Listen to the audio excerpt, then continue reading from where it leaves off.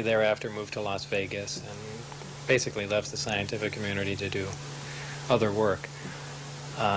Sometime later I decided to re-enter and send applications out to several other national labs, and also went to Ed Teller, and he gave me a call, and he said he might have something that I'd be interested in, and suggested that I go for an interview. Shortly thereafter, someone from EG&G called and told me to come down for an interview there. They made it very clear that EG&G had nothing to do with it. They were just using the building as a place to do the interview. After a short time, they said I was basically overqualified for the position, but they may have something else in the future. And I don't remember how much time lapsed after that, but shortly thereafter, they asked me to come down for another interview, and they said this was involving I don't remember their exact wording, but they led me to believe it was a field propulsion system, and of course I thought it was something that, in secret, that we were working on. Later, only did I find out that it was a back engineering program dealing with alien craft.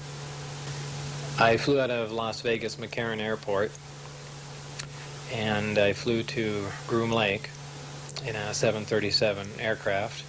We land at Groom Lake, and there's a bus there that drives about 15 miles south, approximately. I'm really not sure exactly how far, down to a smaller dry lake bed known as Papoose Lake. And right up against the side of the mountain is the S4 installation. And what happened to you first when you entered it? How did they receive you? It was very military-like. It was certainly not a scientific atmosphere. Very high security. Everywhere you walked, you had to have an escort, an armed escort, even into the bathroom. All doors lock and open with your badge, and it was a very oppressive atmosphere. How many times did you spend on this atmosphere before you saw the craft for the first time? I believe I was only there 2 or 3 days, probably 2 days before I saw the craft. Time, how they are stored, what your impression was, and your feelings when you saw it? Well, my feelings, it was very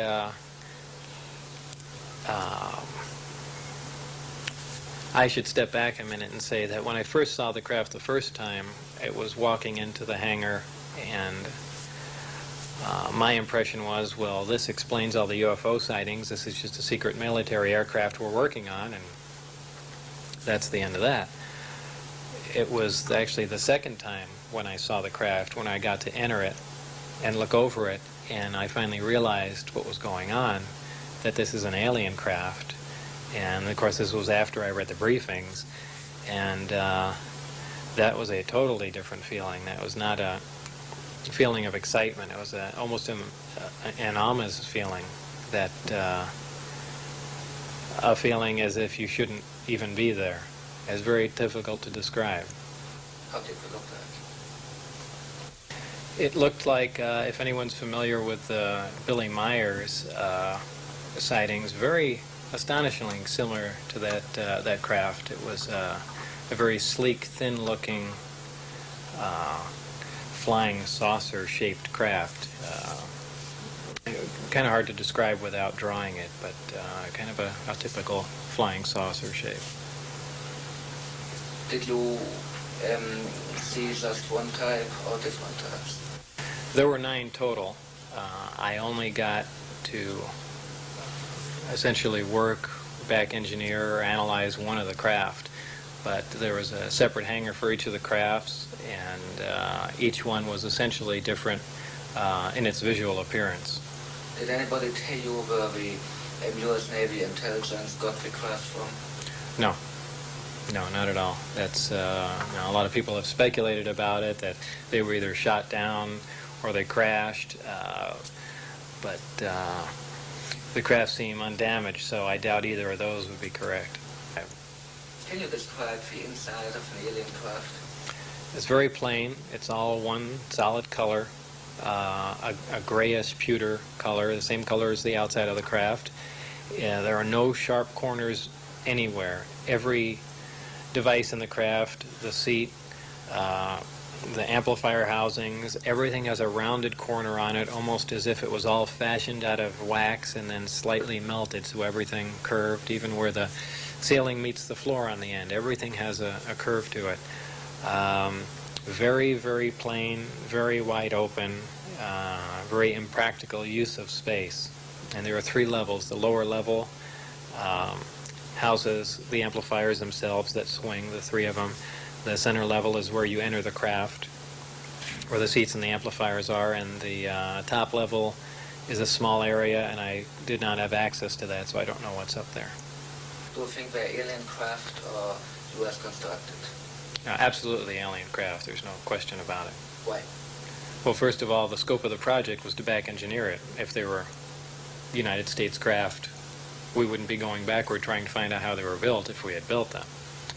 Second of all, the size of the equipment inside, the size of the seats, the materials that were in use, completely alien to us, pardon the pun, and the fuel, element 115, essentially non-existent. All these factors together, and of course the briefing information stating that they were alien craft. Could anybody tell you how the propulsion functioned? Well, that was part of my job, was to back engineer that and find out exactly how that operated. And they had made some progress, but I really don't know how long the craft was there being analyzed, if it was 1 year or 10 years before I got there, but it seems like only a modest amount of progress had been made. The propulsion system is really an amazing setup. There's 2 parts, there's gravity amplifiers and the reactor that provides the power. The reactor itself is a total annihilation reactor fueled by antimatter.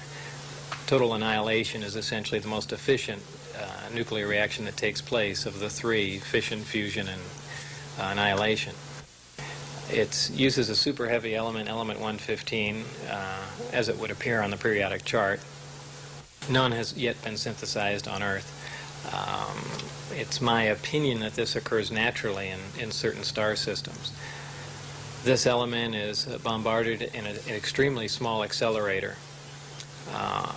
The element under bombardment undergoes spontaneous fission and produces antimatter particles. These are interacted with a gaseous matter target, and by means of a 100% efficient thermoelectric device is converted into electricity. Now, 100% efficient any electric device is essentially impossible. The first law of thermodynamics says that's basically impossible. There has to be waste heat and things of that sort, but there's none detected in this system. It's another amazing form of technology. This tremendous amount of power the system generates operates the amplifiers, and also as a byproduct of the 115 undergoing this bombardment, it produces a very interesting phenomena, a gravity A wave, as it's known to be called. This gravity A wave it travels in almost the same way microwaves travel. This is essentially applied to the gravity amplifiers, and by means of the electric current also provided by the reactor is amplified and focused. The amplified signal is shifted slightly out of phase, and by virtue of that they can repel or attract a gravitational body. The craft can take off on 1 gravity amplifier. There are 3 in this particular craft. When it's using just 1 amplifier, essentially pushing away from the Earth, it's known as Omicron configuration.